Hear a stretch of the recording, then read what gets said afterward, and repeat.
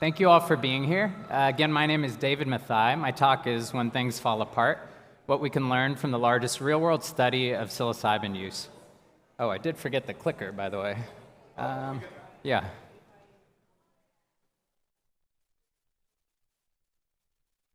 All right, thank you. Here are my disclosures. No commercial or proprietary interests.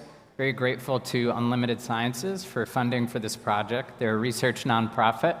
At the time I was at the center for my postdoc, I received salary support from a number of private donors. Currently operate as a private practice psychiatrist and also work as a physician investigator for Siegel Trials, a company that's based here in South Florida. Just a quick word about Siegel. We do have a DEA Schedule I license. We have 3 active dosing rooms for psychedelics, and we also have multiple investigators with psychedelic expertise. We've collaborated with companies like Usona, Compass, Beckley, and we're always looking to collaborate, so feel free to reach out if you're interested in that. How did I start my journey?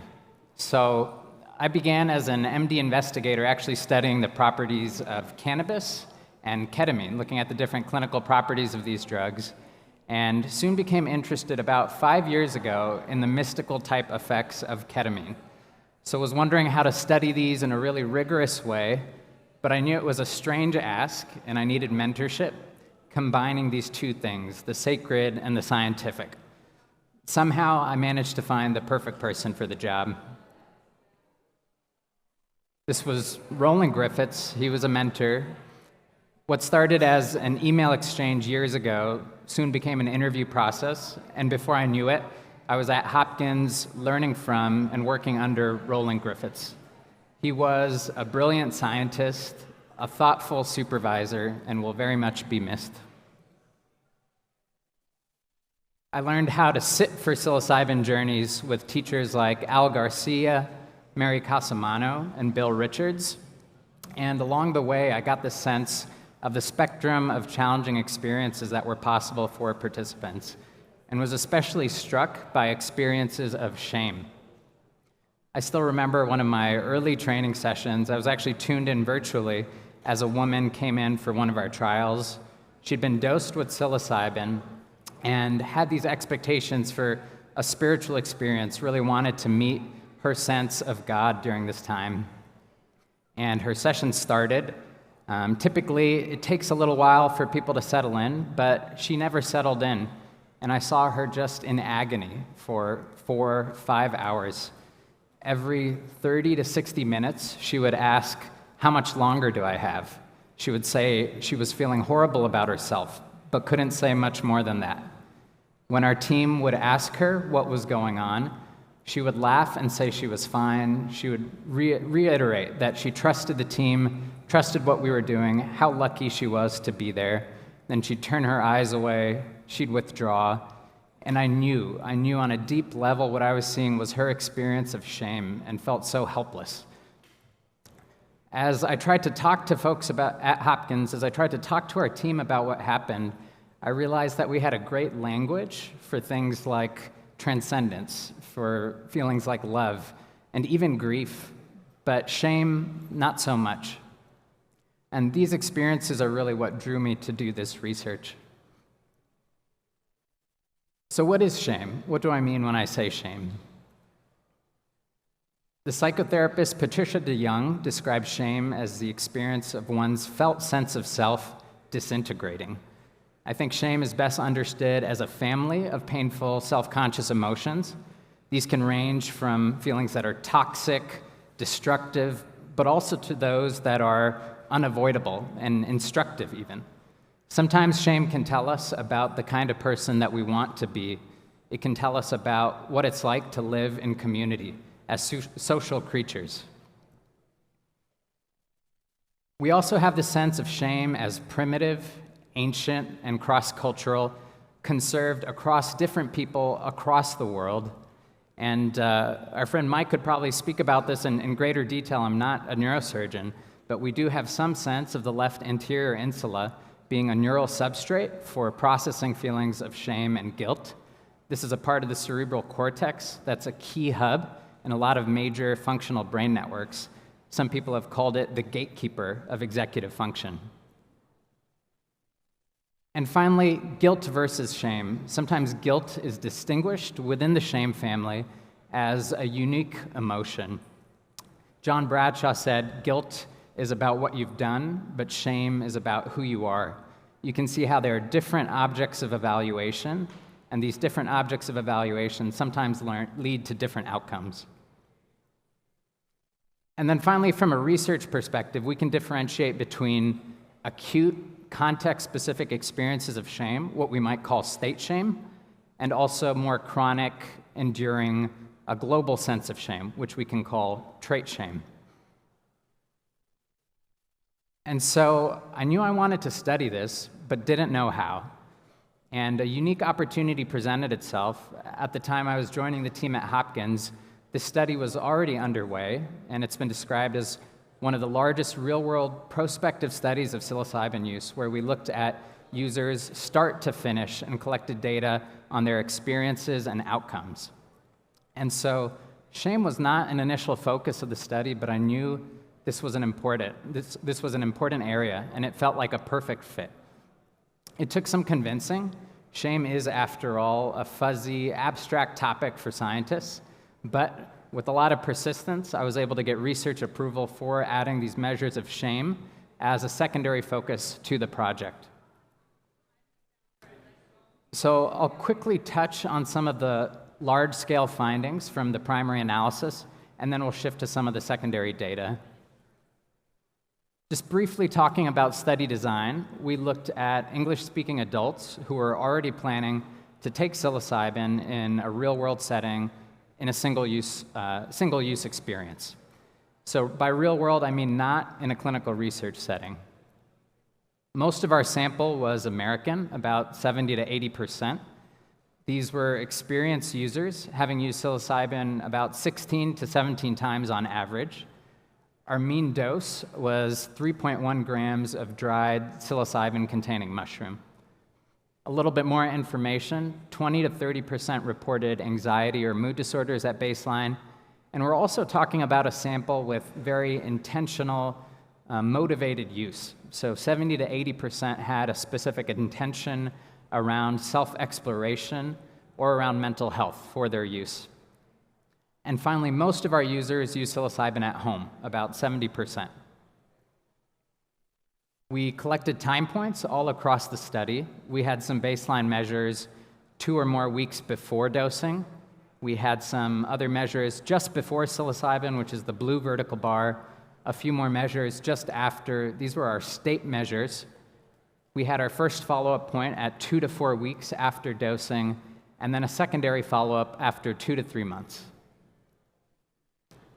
Here are some of the key findings. These have already been published, but we saw enduring decreases in depression, alcohol use, state anxiety, and trait anxiety. We also saw decreases in neuroticism and burnout, increases in cognitive flexibility, emotion regulation, spiritual well-being, and extroversion. Overall, psilocybin was well tolerated, but we did see negative psychological effects in about 7% of volunteers at 2 to 3 months. This typically involved things like increased depression, mood fluctuations, increased anxiety, and so on. And now I want to shift back to our data on shame. I mentioned the different time points, and now I'm going to go into a little bit more detail about the measures. So here at baseline, we collected demographic variables. We looked at trait shame using the external and internal shame scale. We looked at baseline anxiety, depression, childhood trauma, and cognitive flexibility. The CFS is a measure of one's ability to think and behave adaptively. Just before psilocybin dosing, we looked at whether a sitter or guide would be present.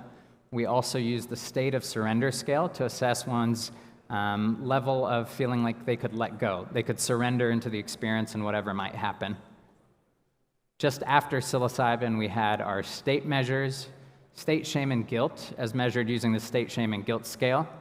The mystical experience questionnaire, this has been used across many studies, and then again, the challenging experience questionnaire, or the CEQ.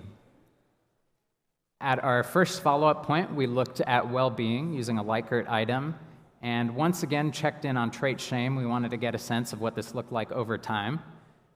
And then at a secondary follow-up, we once again looked at trait shame. So we had three primary aims for this analysis. Our first was to characterize acute shame and guilt associated with psilocybin use and predictors of these experiences. So for this, state shame and guilt was our outcome, and we looked at a number of exploratory predictors. We used applied regression models to do this. And out of this subsample of participants with shame and guilt data, we actually saw that 68% reported experiences of either shame or guilt, even if it was to a small degree. 56% reported experiences of shame, and you can see the distribution here. 52% reported experiences of guilt, and then a smaller proportion, about 12%, reported shame or guilt at its maximal value for an individual item. And so we see the sense of these experiences being largely transient, more minor, but for some it can be quite severe. And these are what the items look like. So for shame, in the context of shame, feeling small, feeling worthless or powerless. For guilt, feeling tension about something that was done, feeling remorse or regret, feeling like apologizing or confessing, and so on. So these experiences occur commonly, so much so that we might even think about psilocybin use as transiently increasing shame and guilt, activating these experiences for some people, at least in the short term. In our final predictive analysis, we saw that acute shame was predicted by younger age, that's to say higher levels of shame for people who are younger, and higher trait anxiety. Acute guilt was predicted by younger age only. And interestingly enough, neither of these was predicted by trait shame, cognitive flexibility, state of surrender. It wasn't just about wanting to let go, thinking they were ready to let go, presence of a sitter during psilocybin use, or other covariates. And I think this really emphasizes how difficult it is to predict what a person's experience might be like and how it might unfold, even when we try. Next, we wanted to assess acute shame and guilt during psilocybin use and look at how this affected long-term well-being. So here, well-being was our outcome measure. We used multivariable regression to look at state shame and guilt as a predictor.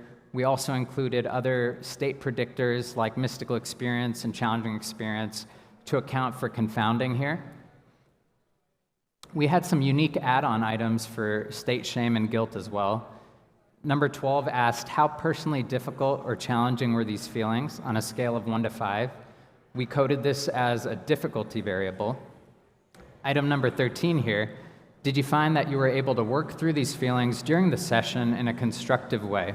1, not at all able to work through constructively, and 5, very able to work through. And this we called our processing variable. And here's a breakdown of what processing looked like for participants. You can see again the scale 1 to 5. The darkest colors are those who were not able to work through these experiences. And we see that most people are, but about a quarter of folks felt limited in their ability to do so, which is significant.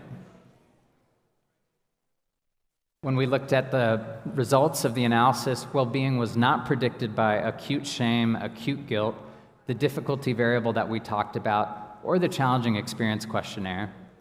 It was, however, predicted by the MEQ, mystical experience, which is a well-replicated finding across a lot of psychedelic studies, and the processing variable that we talked about.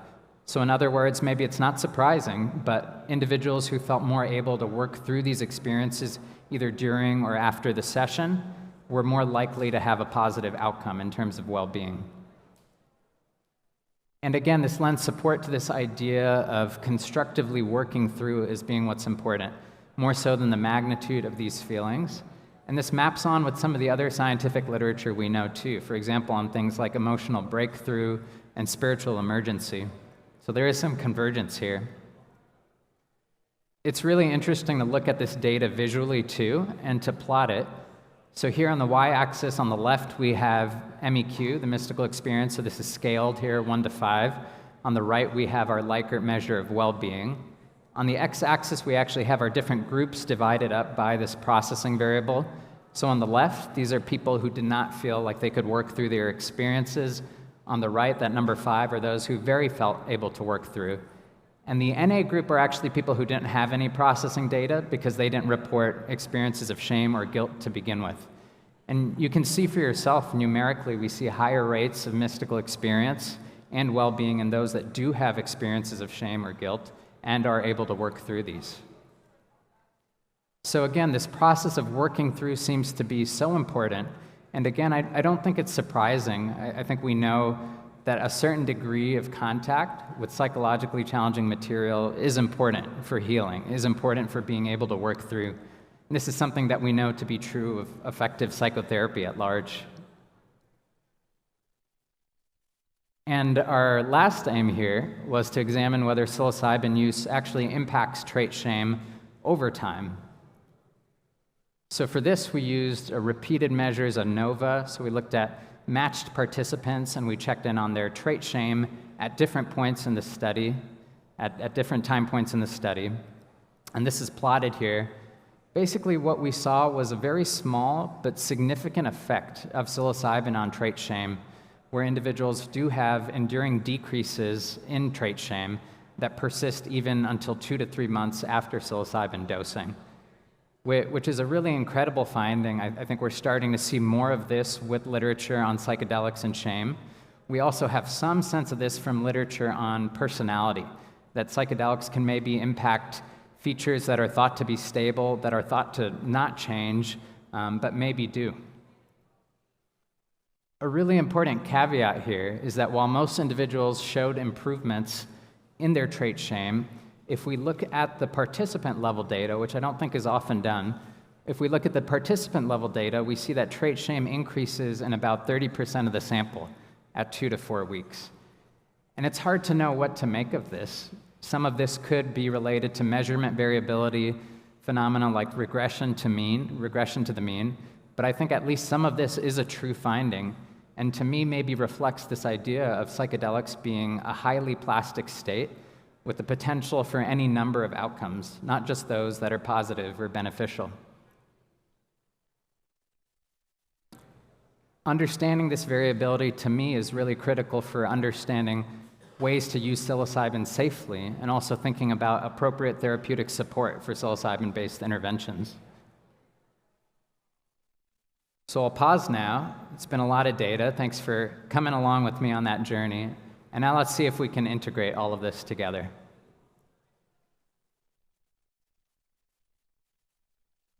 So we think of psilocybin and psychedelics more and more as turning up the contents of consciousness, amplifying what's already there, cognitive, emotional processes, sometimes in ways that aren't pleasant. And I think we get some sense of that too when we look at what happens with shame and guilt. What's true of psilocybin is true at large. Experiences of shame are universal and difficult to predict. Of course, there are differences in terms of the intensity of experiences people have, the chronicity, the severity of these experiences, but at the same time, part of this comes with the territory of being human. As such, I think we could spend more time thinking about how to normalize and support these journeys, destigmatize these experiences for people who have them. I think this goes hand in hand with mitigating adverse reactions to psilocybin and psychedelics, and also optimizing outcomes. For those who are in the thick of a challenging experience, maybe grappling with really difficult aspects of themselves, we'd always encourage an attitude of acceptance and moving through, when possible. And it's true that this may not always be possible for a number of reasons. This could have to do with people could feel overwhelmed. People could feel stuck because of their own histories, because of their own journeys, different factors we may or may not understand. And I think these are the cases that call for an added measure of grace and sensitivity. And finally, I think our data lends support for learning as a really key mechanism of psychedelic benefit.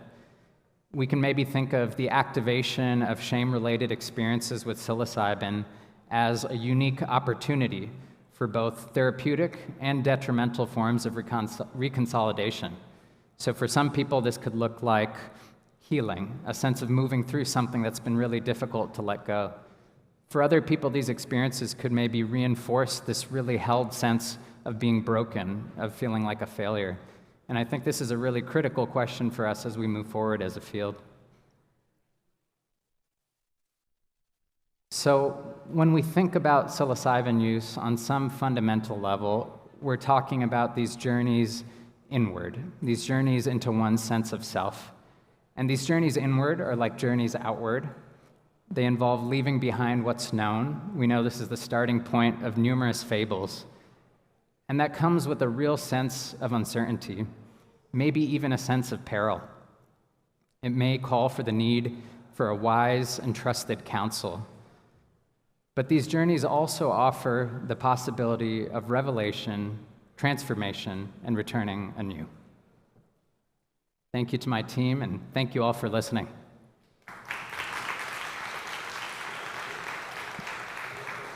We do have a few minutes if you all have any questions, or we could also, yeah, go ahead.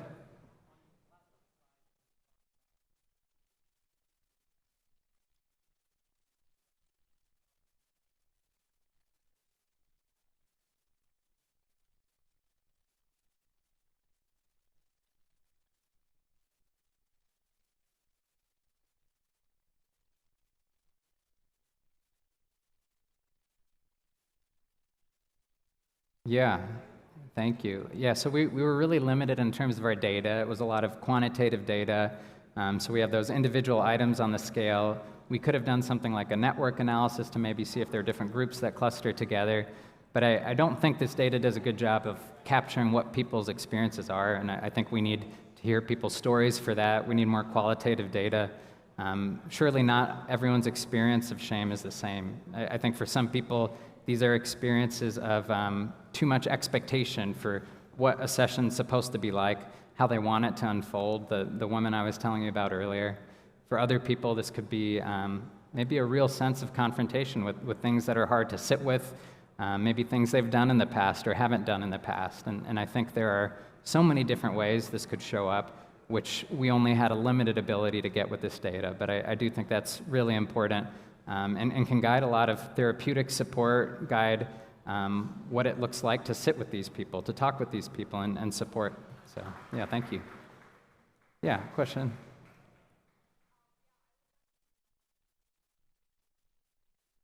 Really? Yeah.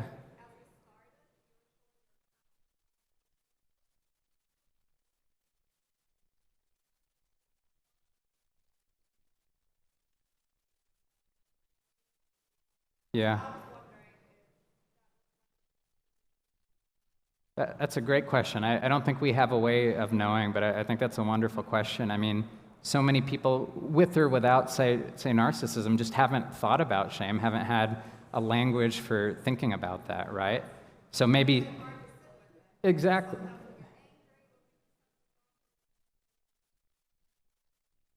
Exactly. Yeah, these tendencies to avoid, to dissociate, so on. So for some people, maybe seeing the scale is the first time they're thinking about it a little bit more. So there may be some priming effects there. Maybe that's a deeper degree of insight as we're going across the study, but I do think we could talk more about shame, across the board. So thank you. Yeah.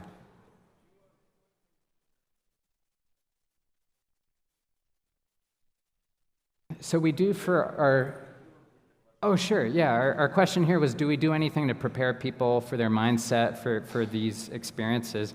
And we do for our clinical trials. There are a lot of conversations about what to expect, a lot of building rapport when we think about preparation, dosing, all of that. But this data was from a real-world sample, which means it wasn't a clinical sample, it wasn't a therapeutic intervention per se. So there was none of that, high-contact psychological intervention. I would say the sample was unique in how intentional the use was, which I think is actually reflective of how a lot of people use psilocybin, but not that same degree of psychotherapeutic support that we might see in a clinical research setting. Yeah. Question back there.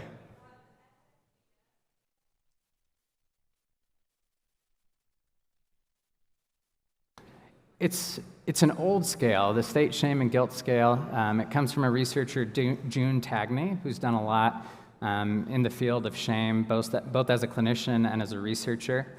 We liked it because it's been used. It has been used across some studies, but I would say it is limited in a lot of ways. It's a 10-item measure. We used a very brief instrument here just because of how much we were bombarding respondents with. There was so much data, so much information. So I think there's still room for comparison. There is a preprint of this study out, and I cite some other studies which have used the scale for not psilocybin, but other kinds of shame-activating paradigms, maybe reading a certain prompt and thinking about shame, and so on. So there is some data that we can use for reference, but I would say there's still room to look at it more closely. That we had, or that there is? There are many scales. Yeah, there's the Tosca. We talked about a trait shame scale. There's the experiential shame scale. There are a number of them. If you want to scan the QR code, I can give you all of that information and direct you to some good resources. So yeah, for any of you who want to get in touch with me, please feel free to scan, email me, and would be happy to connect. Okay, maybe last question right here. Yeah. Hi.